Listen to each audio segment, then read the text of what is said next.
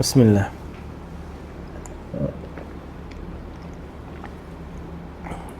Juda ham yoqimli ichimlik.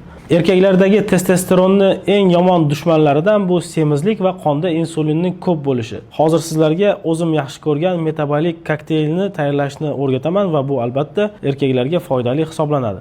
Bu ham nabaviy tibbiyotga ko'ra, ham zamonaviy tibbiyotga ko'ra juda ham foydali hisoblanadi. Hozir buni tayyorlash jarayonida uni foydalarini ham aytib o'taman.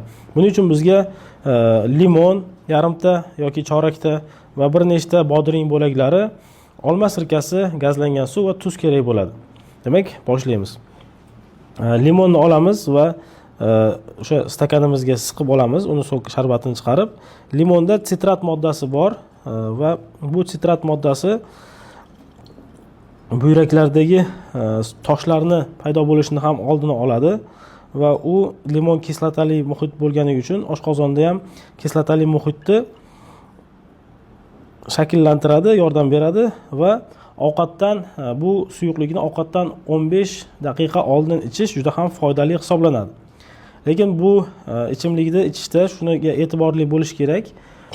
Albatta sizda gastrit yoki oshqozon yarasi bo'lmasligi kerak. Agar bunday holat bo'lsa, birinchi gastroenterologda davolanib, ruxsati bilan keyin ichishingiz mumkin. Va oldindan tayyorlab olgan bodring bo'laklarini bu kokteylga solamiz. Va olma sirkasini nimaga qo'yamiz?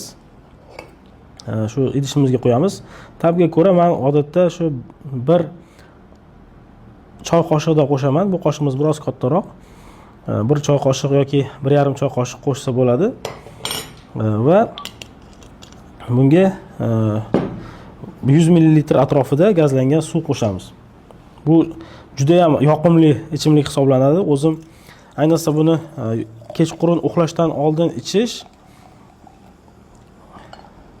insulinni qonda kamaytirishga olib keladi. Insulin qonda ko'payib ketib qolsa, testosteronni aromatizator fermenti bilan birgalikda estrogenga aylanib ketishini kuchaytirib yuboradi. Insulin yuqori bo'lsa, bu insulinni bloklaydi. Natijada qonda tabiiy ravishda testosteron himoyalanadi. Bu ichimlik yordamida.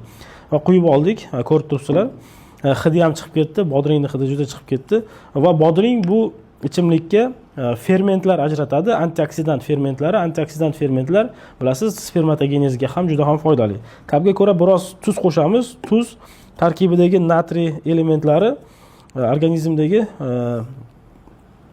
elementlar, mikroelement balansini ham yaxshilaydi. Va qo'shib oldik tuzni ham. Yana ozgina aralashish maqsadida suv qo'shib qo'ysak bo'ladi. Demak, metabolik kokteylimiz tayyor bo'ldi. Yoki detoks suvi desa ham bo'ladi. Hozir buni ichib ko'ramiz. Bismillah.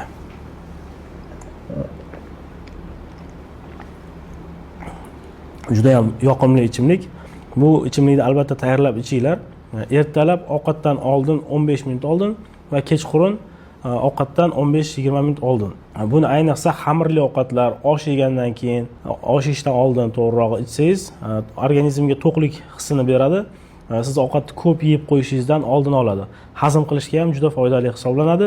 Ovqatdagi glyukoza, uglevod miqdorini organizmga so'rilishini 30% gacha kamaytiradi. Albatta buni qilib ichinglar do'stlar, sog'liqlaringizga befarq bo'lmaydi. Kim trenirovkaga boradigan bo'lsa, ozishni o'ziga maqsad qilib qo'ygan bo'lsa va qondagi testosteronni yuqori ushlamoqchi bo'lsa, buni doimiy ravishda ichib borish kerak. Oddiy kolaga ham, fantaga, shunaqa bir yomon ichimliklarga pul sarflaysizlar, bu unda hisoblab ko'rsangiz, undan ancha foydali va ancha arzon tushadi. Sog' bo'linglar.